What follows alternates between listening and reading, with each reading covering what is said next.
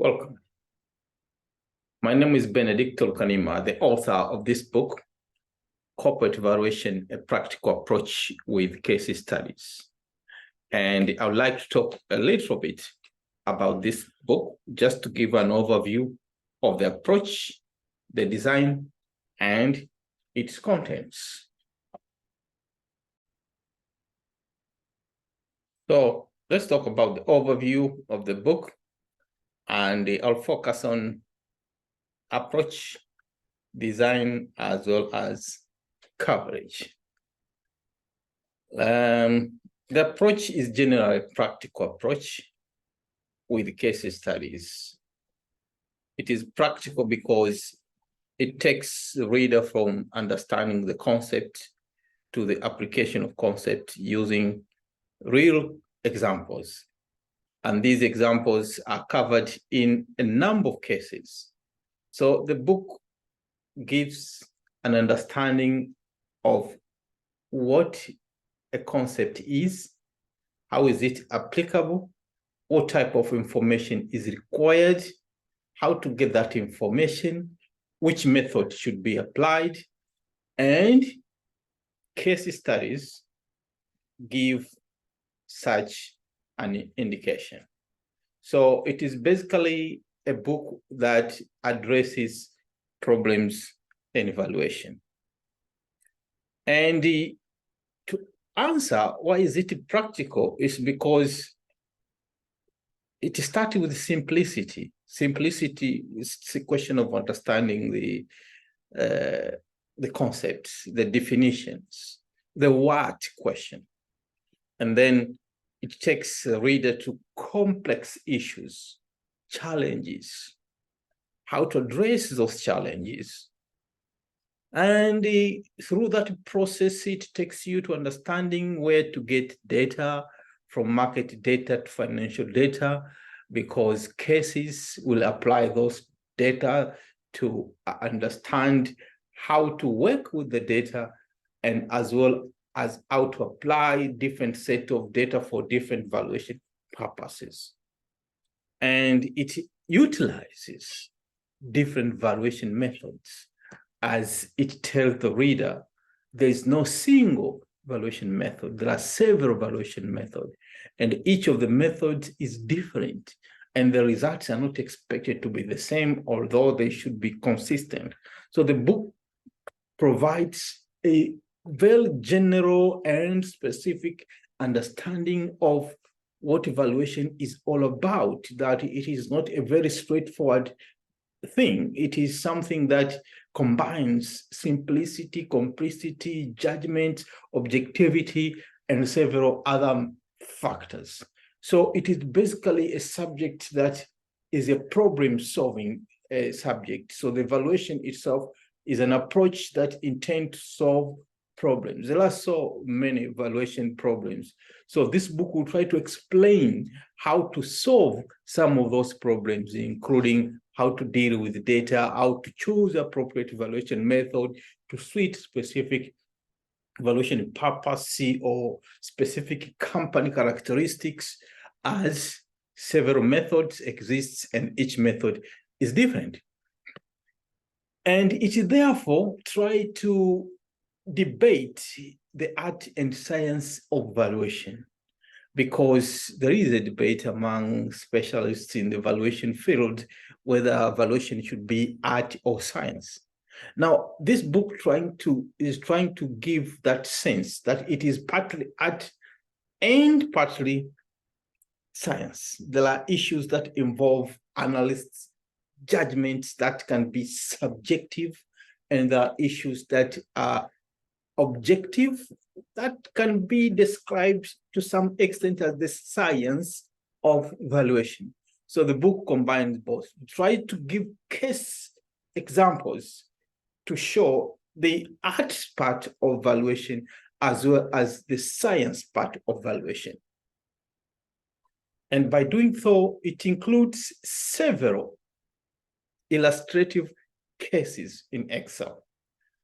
There are hundreds of them, almost 200 illustrations. And they show you step by step where to start and why and where to end. From how to work with data in Excel, how to solve problems relating to data in Excel, how to apply methods or formulas, and how to come up with final results, and as well as how to interpret to see if those results make sense, because sometimes they may not make sense as the process itself is complex. And in terms of design, we are talking about how the message in the book is conveyed. The book gives key concepts in each aspect. After explaining what the aspect or the topic is, in the end, for each chapter, we have key concepts, so as to remember what was being explained in a particular aspect before we move ahead. And it also provides applications, examples. So it shows how a particular concept is applicable in different circumstances. And the book tries to give you a sense of reality, not simply understanding the concept, but try to know what others say about that concept. So we have several quotes from different sources, from experts, from professionals, from news, on how they talk about that particular concept, so that you understand, you get the feeling of reality of that concept. And there's a question of thinking. For each concept, you have a question, so that the reader can think beyond what is included in that section. So you find that question to think beyond the box. And it includes banners. Banners are like summaries of what has been explained or described in a particular concept. So it tries to sum up in short 1 or 2 sentences. And it has exhibits. Almost all cases and illustrative examples are in a form of exhibits. We don't put a large number of illustrations or numbers in texts. The book avoids that, so that the texts focus on explaining issues, explain the concept, theories, assumptions, steps, but exhibits brings the reader to application. Each exhibit is self-contained. It includes sufficient information for someone to simply read the exhibits and understand how to apply a particular concept. So there will be equations, there will be numbers, there will be tables, there will be graphs in exhibits, interpretation. So they give a sense of reality on particular cases. And the book includes practical assignments. After each concept, an assignment is designed to allow students or users of the book to try to replicate what has been explained on a particular concept, to see if they can do it. And most of them requires understanding how to get the information, how to apply that information, how to choose evaluation methods, and how to use Excel to perform those assignments. And in the end, you'll find revisions. And these are revision questions to cover a particular concept or topic in that chapter. And to ensure that readers get access to ancillary materials, we have them in Spring Link.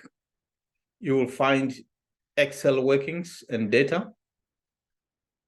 I'll show later on how to access that, as well as PowerPoints. And this is very important so as to enable an interactive use of the book. The book is suitable for many other finance-related subjects. So it proposes some syllabi for corporate finance, managerial finance, financial statement analysis, and the investment analysis and security valuation. These are some of the subjects from which this book can apply, although it can be also applicable for many other types of subjects. What about the coverage? The book has 5 parts with 22 chapters and 705 pages, with the 166 colored illustrations and 14 black and white illustrations.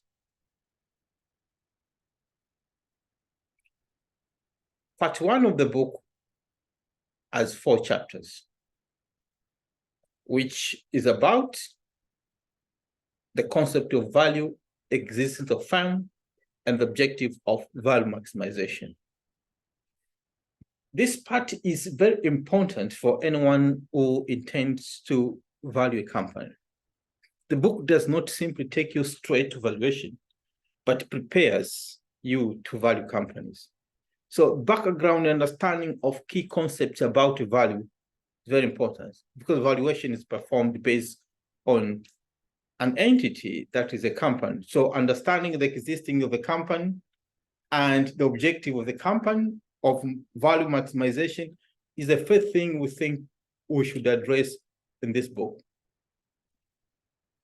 So it starts with an overview of corporate valuation, where we'll be able to understand why should we value companies, what are different types of valuation methods, approaches, and so on. And then it talks about corporate value creation, how companies create value, how they report that, and then to talk about time value of money, which is basically a numerical part of valuation, how to calculate present values, future values, how to understand the valuation, cash flow, movements, timing, and generally the concept of time value of money. And then it links valuation to security markets, because valuation takes place in markets. We need to understand how the market contribute to valuation, market perception, stock markets, bond markets, how those connected together, they bring us to understanding where to get valuation information, how to use them to calculate the cost of equity, cost of debt, understanding stock pricing mechanisms, and then take that to the application of valuation.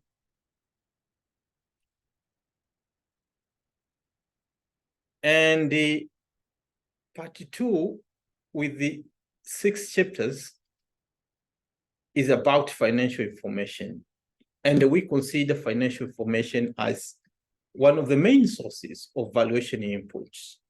So in this chapter, you will find an overview of financial information to understand what is financial information, how it is presented, and to link that with the information required for valuation.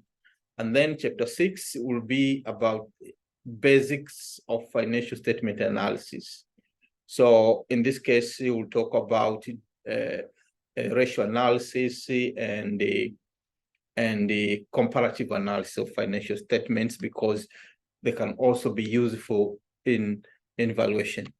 And then we focus on some specific valuation ratios, like profitability analysis, because they have very significant implication on value, financial leverage analysis, market perception analysis, and then free cash flows.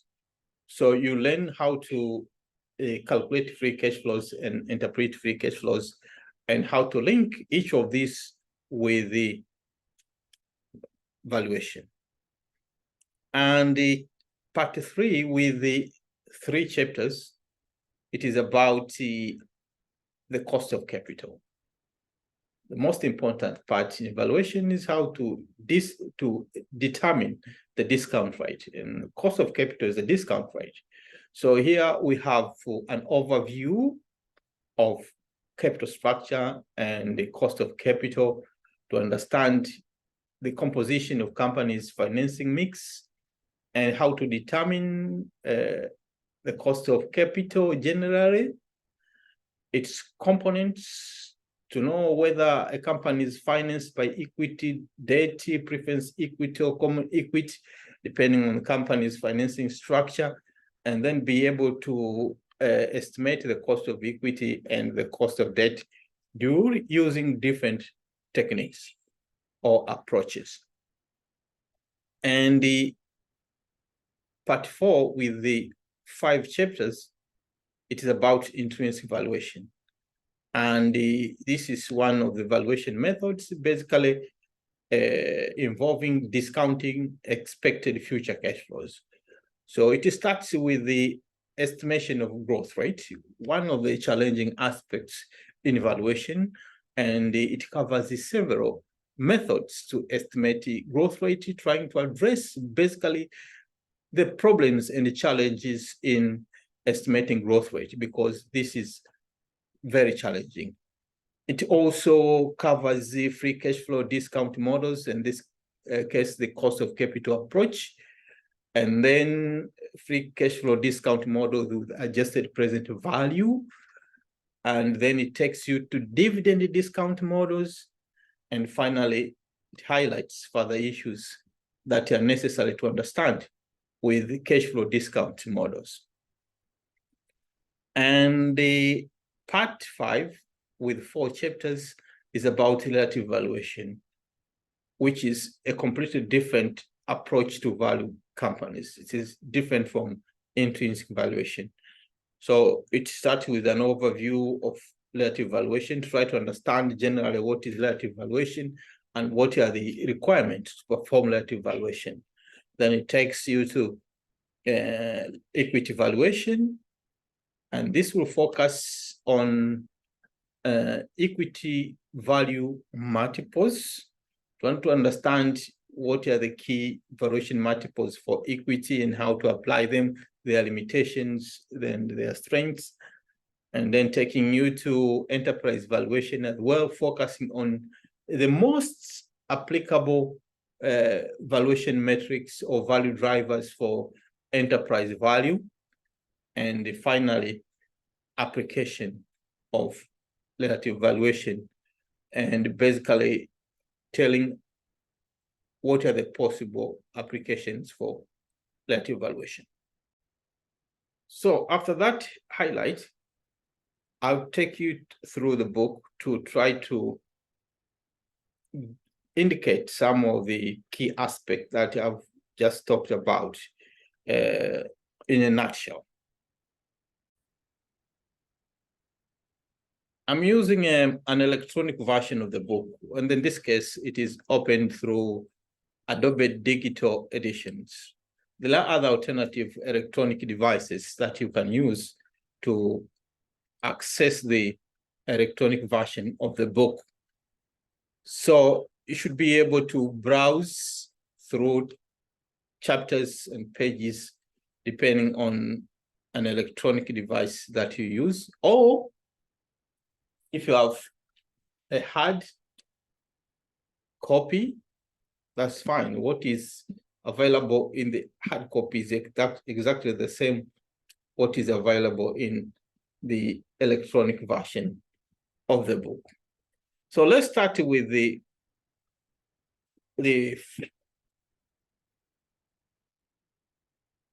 chapters and the sections.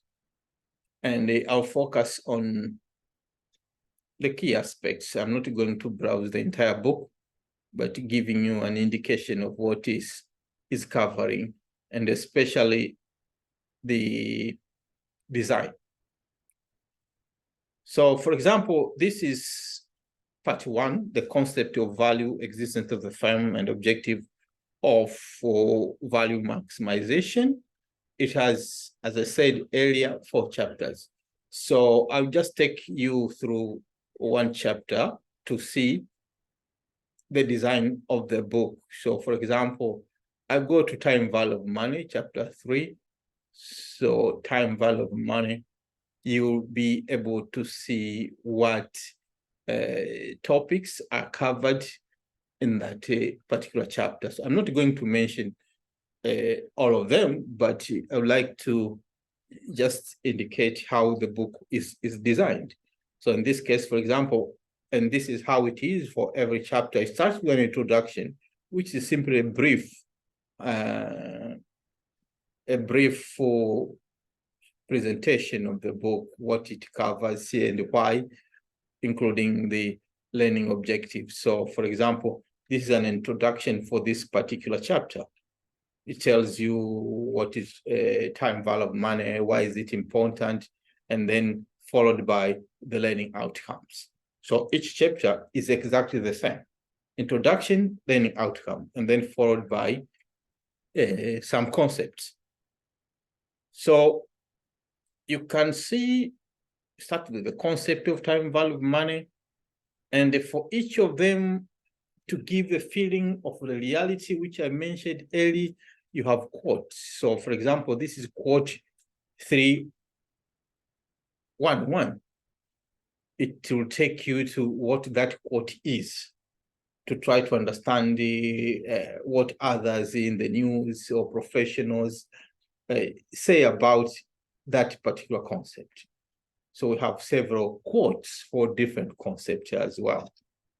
And another important thing which I mentioned earlier are the use of banners.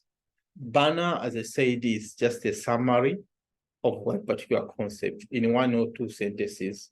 So, for example, this is banner 2.1. It's about time of value of money.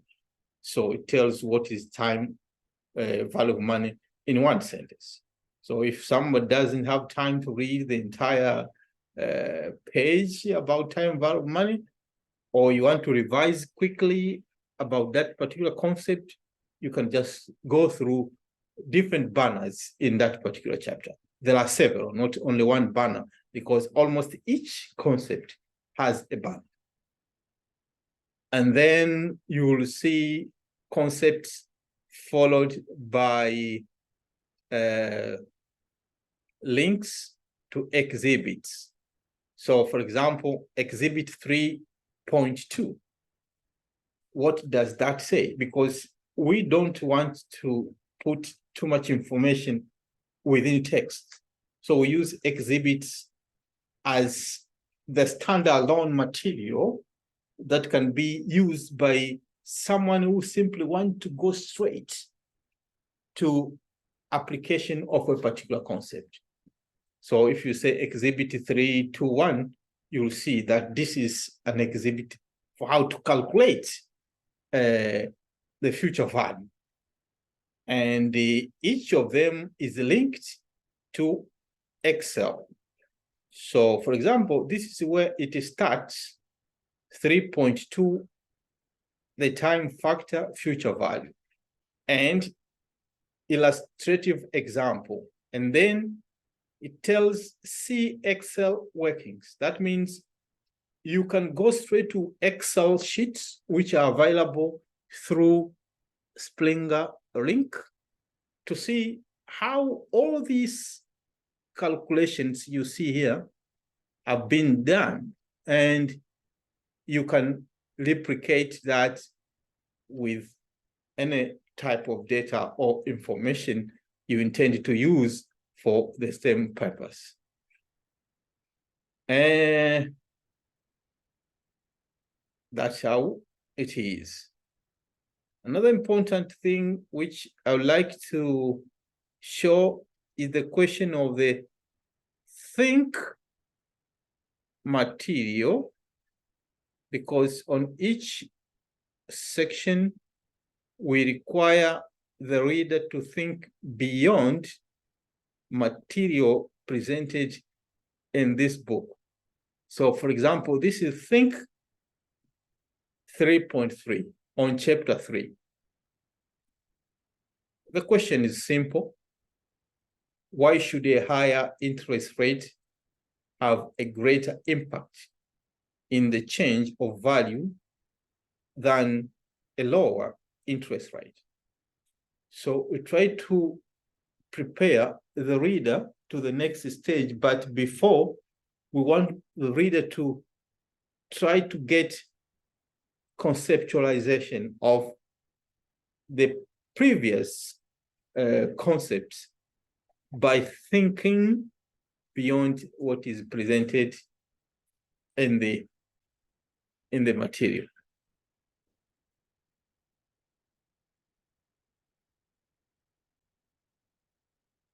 I can also show the same by using this part 3 of the book, that's cost of capital. Again, the approach is the same.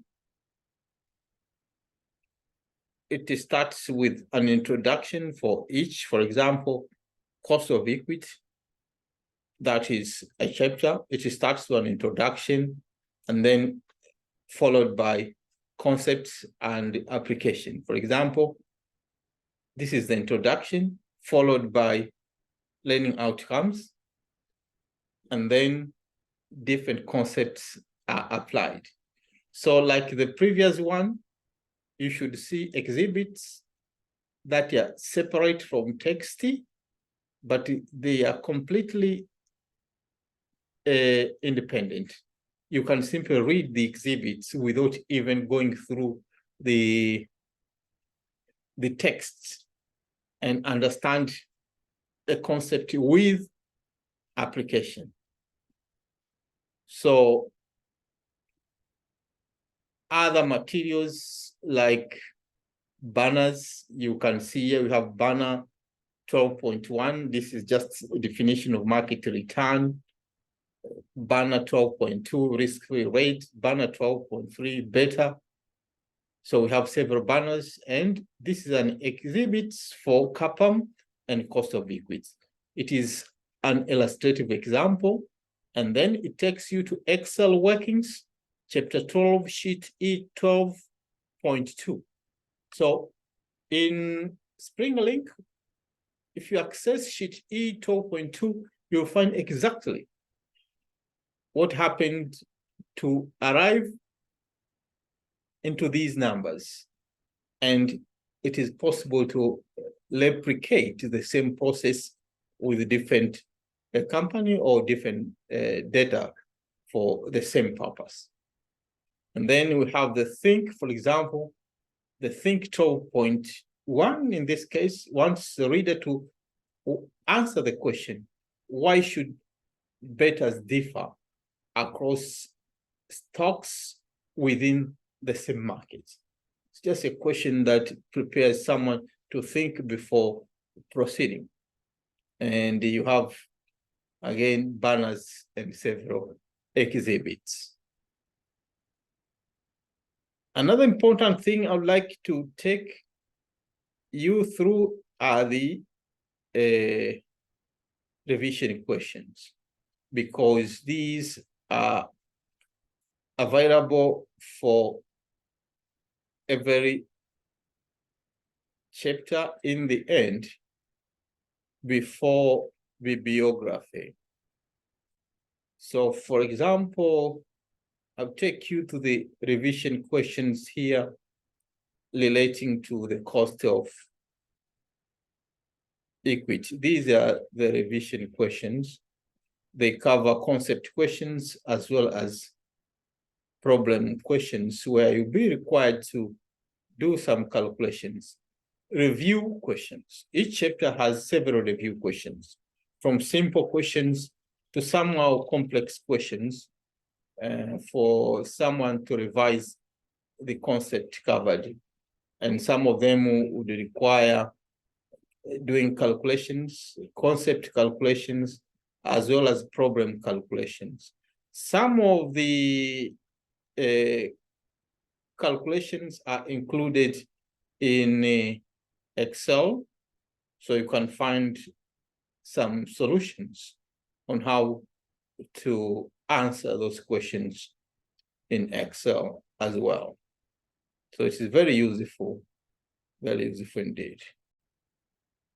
Now, after going through the book quickly, let me now take you to Spring a Link to see what materials you can use in conjunction with what is in the book. And in particular, I'm going to show you how to access Excel illustrations as well as the PowerPoints. And this is how the book appears in Spring a Link, Corporate Valuation, a Practical Approach with Case Studies. The author, Benedicto Kurizila Lukanima, and a summary about the book generally.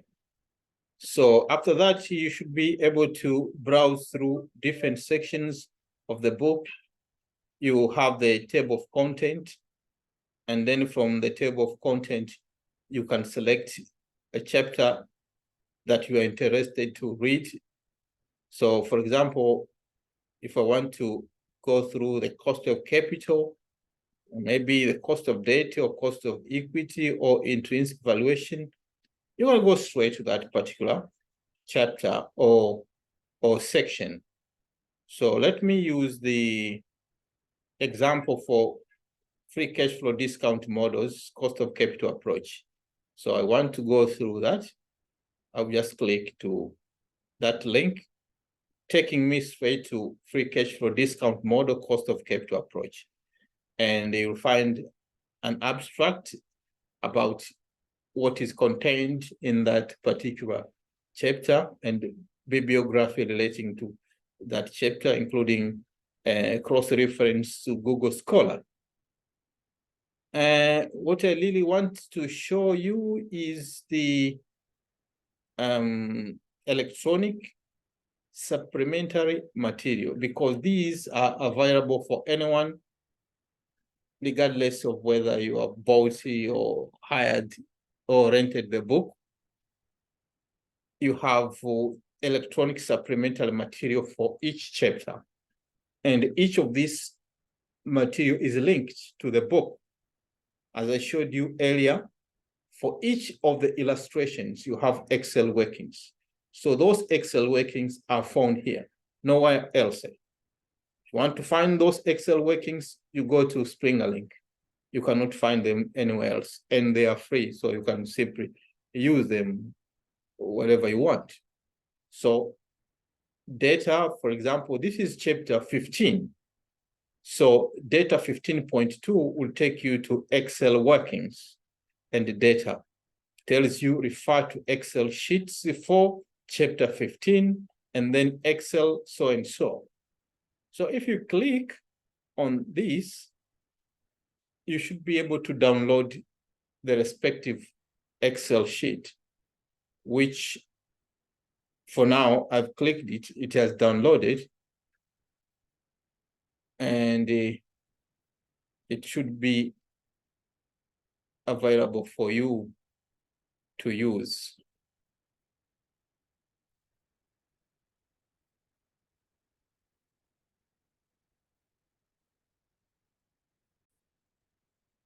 So how does that Excel sheet look like?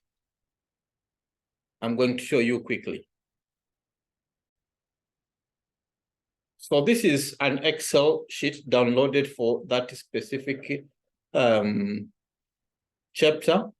You can see you have several sheets in one document. This particular one is about weighted average cost of capital, how it was estimated, cost of equity, and cost of debt, including all the data that was applied for this particular case illustration. The case company in this case is Ecopetrol. But you have many other sheets for different illustrations on that particular chapter. So you should be able to, for example, see how free cash flows were calculated for this particular company, and that is covered in the book. And in a particular exhibit in the book, you'll find presentation about the concepts on free cash flow calculations for that particular company. And you should be able to see how growth rates were calculated, and of course, later on, how decisions about growth were made. And that is one company. This is a different company. That was a different case as well. This is Harvey Davidson.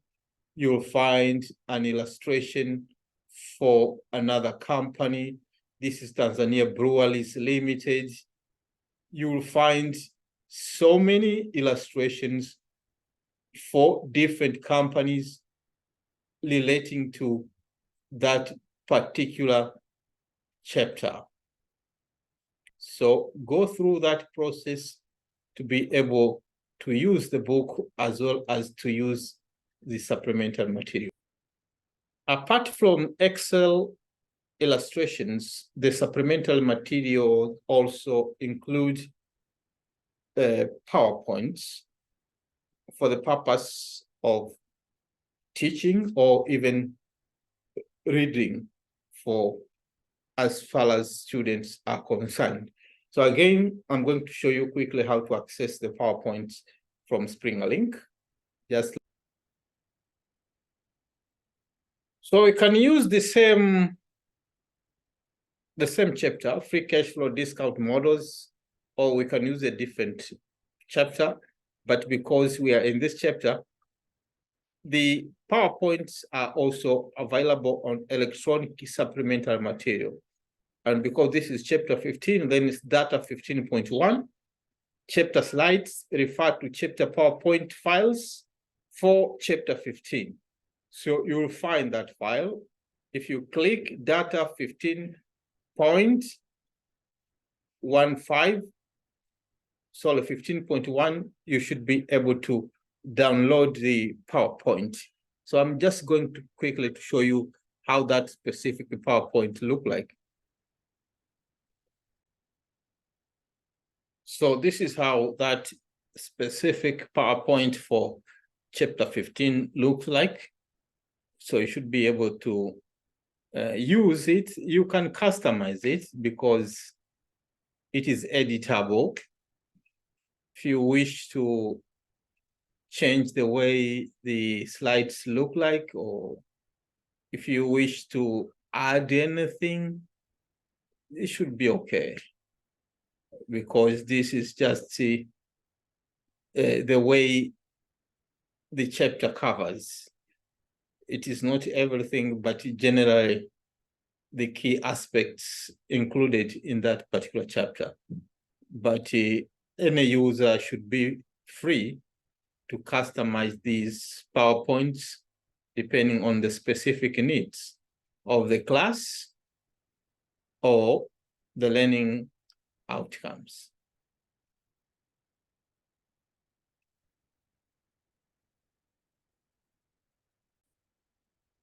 So that's it about the general overview of the book. If you have any questions, do not hesitate to contact me through my email or social medias, particularly Facebook, LinkedIn, ResearchGate, academia.com. I'll be willing and ready to respond to any questions relating to the book, any comments, as well as issues relating to availability of the book. Thank you very much.